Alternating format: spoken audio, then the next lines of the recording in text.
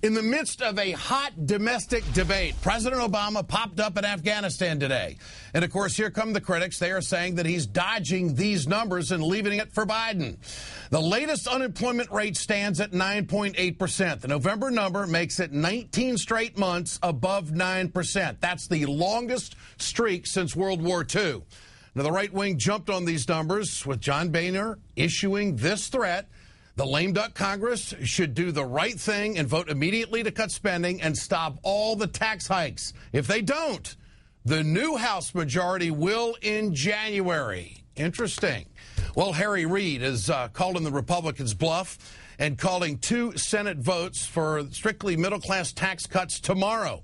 Now, at the same time, it's been widely reported that the White House is trying to work out a deal with Republicans to do a trade, a 1-year extension of unemployment benefits for a 2-year extension of all the Bush tax cuts.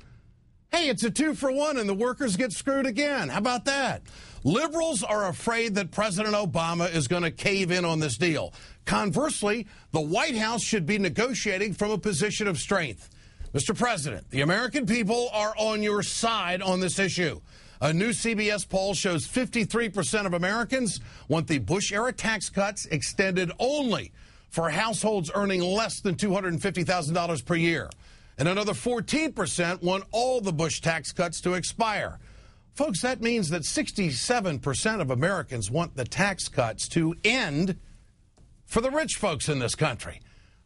What's there to negotiate? The bottom line is that we've got to get our fiscal house in order. Isn't that what the big crying towel's been thrown at everybody about?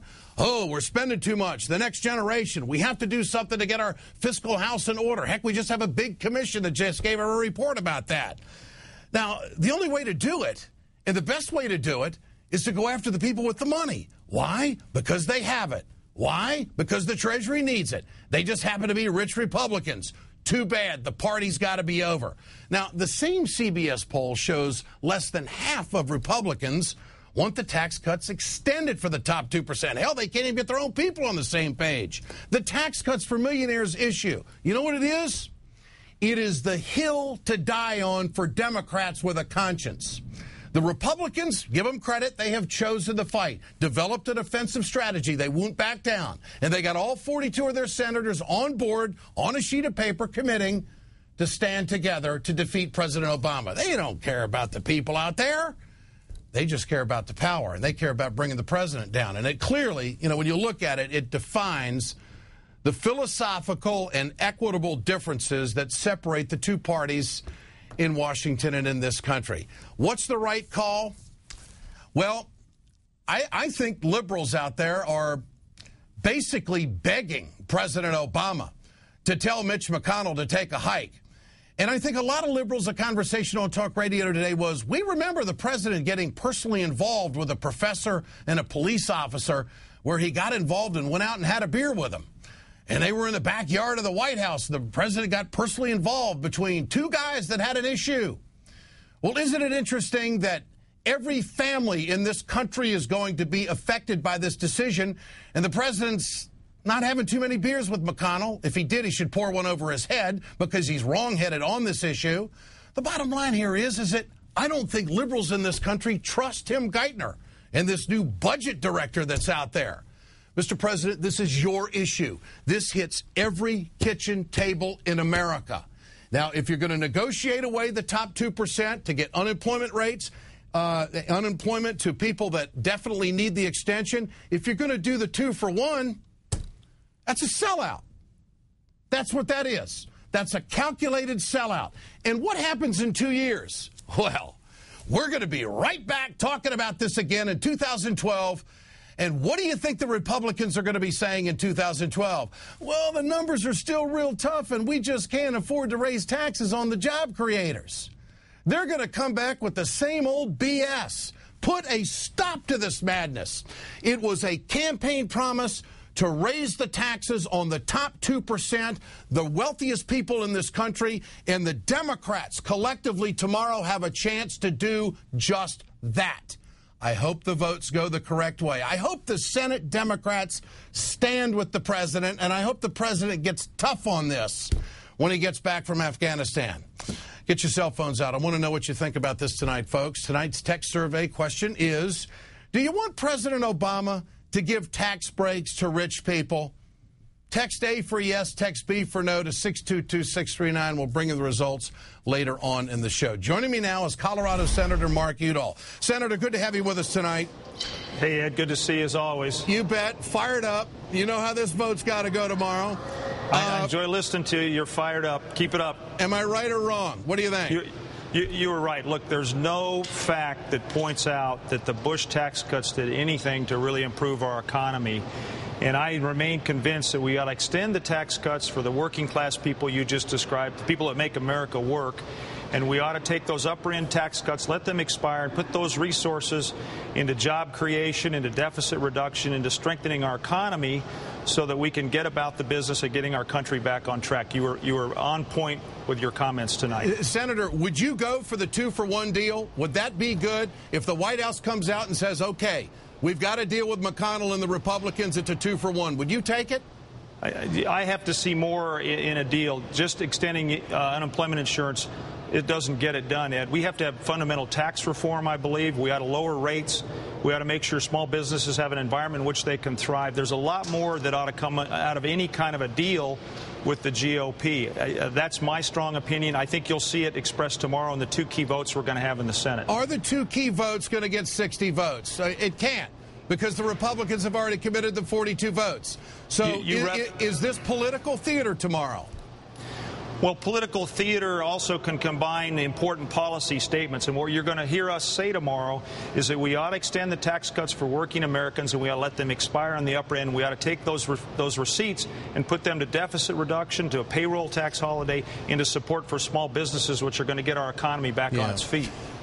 Senator Udall, you're in Colorado. I mean, this has been political hot territory the last 2 election cycles.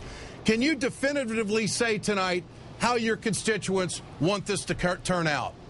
It's clear in Colorado that my constituents, Coloradans, understand that we ought to extend the tax cuts on middle-income Americans and on small businesses, but we ought to let the upper end expire and put those receipts, Ed, into deficit reduction, into helping our economy get back on its feet. Coloradans are fiscally conservative and pragmatic, and that's the vote we have a chance to take tomorrow. We can send that message not just to Colorado, but all over the country. So let the tax cuts expire for the top 2% and get more money into the Treasury. That's what folks in Colorado want.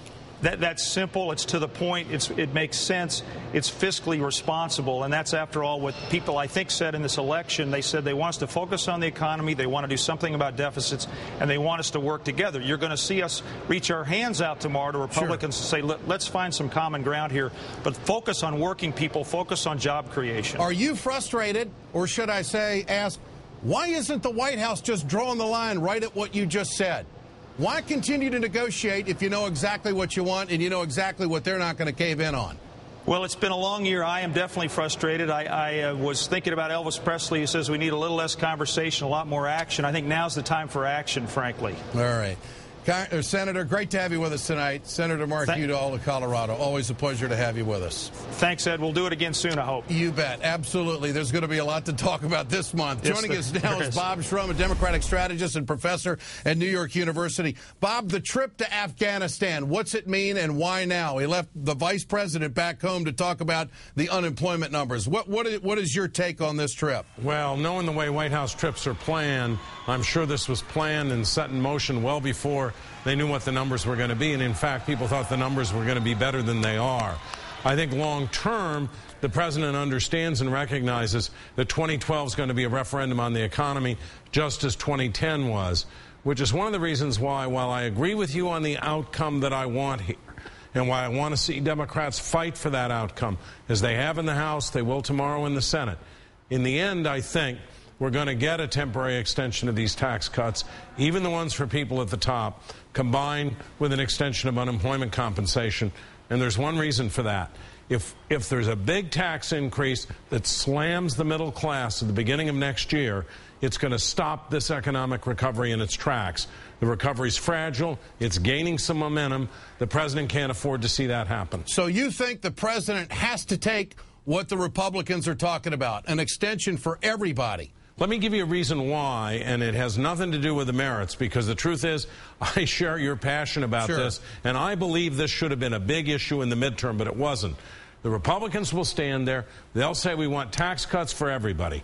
If nothing happens in this session, taxes will go up. Next year, they'll send the president a bill, or they'll try to send the president a bill that cuts taxes for everybody. If he vetoes it, there's going to be a huge impact on the economy. That's what the Republicans want. They see a sluggish economy, an economy in stagnation, as their road to the White House. And you know what? If we let that happen, if out of our own anger and pique, and some of it should not be directed, or a lot of it should not be directed at Obama, it should be directed at these Republicans, because their strategy of no has worked. If we let that happen, then we're going to lose every progressive issue we care about. Okay, but Bob, what you're saying is not what the majority of people in this country want. They want the president to take that tough stand. I know exactly where you're coming from, and it's a tough issue. But the fact is, if the president can't stand on a campaign promise that he made now, when does he do it? And what is the guarantee that if we extend it, that the economy is going to be any better? It really is a theory of gamble. Shouldn't he stand on principle with the majority of Americans with his campaign promise? Well, first of all, I think is standing on principle. He is trying to get this done the right way. Democrats in the House and the Senate are trying to get it done in the right way. But the question you face is what happens when the Republicans in the Senate filibuster this? And there's no guarantee that extending these tax cuts is going to make the economy better. But I think almost every economist would agree that if you hit the middle class with a big tax increase next year and you deny the long-term unemployed the kind of unemployment benefits they need, this economy is going to take a big shot and could go right back down. So what the Senate Democrats are going to do tomorrow is they're going to have a bunch of votes, okay? They're going to have votes tomorrow, and they're going to do it time and time again to get it on the record to make sure the American people know who really is the boogeyman in the room on this deal. Is it a good move? Is it political theater? Is it a good strategic move? Oh, I think it's exactly the right thing to do. All the Republicans did for the last 2 years was play political theater, and Democrats ought to let the country see that after all the populist appeals they made in this campaign, Republicans are basically there to serve plutocratic avarice. Bob Shrum, always a pleasure. And, of course, thanks, Ed. The big elephant in the room is now 9.8%. Yeah. And the president is going to have to answer to that when he comes back. I know people are saying that going to Afghanistan was, really the timing of it was very more than interesting. Thanks.